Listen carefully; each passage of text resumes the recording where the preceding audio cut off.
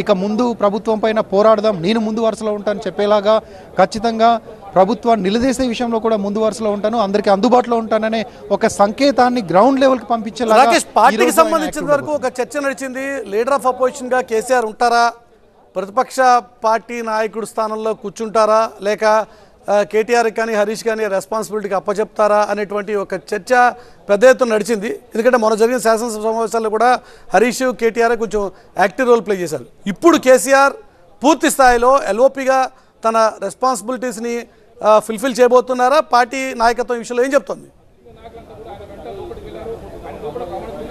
అదే ఇంతకుముందు ఇక్కడ బయట కేసీఆర్ రాకముందు చాలాసేపు ఆఫ్ ది రికార్డ్ హరీష్ కానీ కేటీఆర్ కానీ మిగతా మాజీ మంత్రులు కానీ మాట్లాడారు. వాళ్ళందరూ చెప్తుంది ఒకటే, ఇక్కడ నుంచి ఖచ్చితంగా యాక్టివ్గా ఉంటాడు, అసెంబ్లీ సమావేశాలకు అటెండ్ అవుతారు, అసెంబ్లీ సమావేశాలకు ఎట్టి పరిస్థితుల్లో దూరం ఉండరు, ఎల్ఓపిగా ఆయన నిర్వహించాల్సినటువంటి బాధ్యతను పూర్తి స్థాయిలో నిర్వహిస్తారని చెప్తున్నారు. దాంతోపాటుగా పార్లమెంట్ ఎన్నికలు రాబోతున్నాయి. పార్లమెంట్ ఎన్నికలకు ముందు కేసీఆర్ ఖచ్చితంగా ఒక 2-3 బహిరంగ సభలైనా పెట్టాల్సి ఉంటుంది. ప్రతి నియోజకవర్గంలో ఒక చిన్నపాటి మినీ బహిరంగ సభ ఏర్పాటు చేయాల్సి ఉంటుంది, అందరితో మాట్లాడాల్సి ఉంటుంది, కార్యకర్తలతో కొంత టచ్లో ఉండాల్సి ఉంటుంది, ఎప్పటికప్పుడు అవసరమైతే మీడియాతో ఇంటరాక్ట్ అవ్వాల్సి ఉంటుంది. సో ఒక యాక్టివ్ రోల్ ఉంటేనే కార్యకర్తలంతా కూడా అంతే యాక్టివ్గా మళ్ళీ పనిచేసేటువంటి ఛాన్స్ ఉంటుంది. అందుకని ఈ రోజు నుంచి ఆయన ఇప్పుడు ఫిబ్రవరి 17 రోజున కేసీఆర్ బర్త్డే ఉంది. బర్త్డే రోజు ఆయన భవన్కి వస్తారు, భవన్లో అందరినీ కలుస్తారు, బీఆర్ఎస్ ఆఫీస్లో అందుబాటులో ఉంటారనేది ఇప్పటి నుంచి చెప్తున్నారు.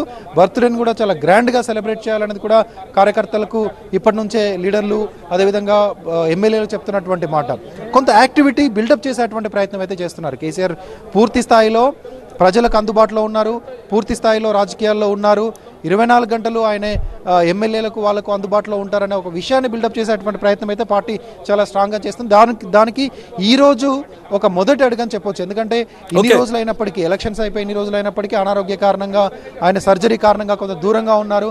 సో ఆ దూరం పూర్తి దూరం కాదు, ఇంకా పూర్తిగా ఆయన కీ రోల్లో ఉంటారనే విషయాన్ని పార్టీ చెప్పాలనుకుంటుంది. అదే విషయాన్ని కేసీఆర్ కూడా బయటికి వెళ్ళే విధంగా ఆయన నడుచుకోవాలనుకుంటున్నారు.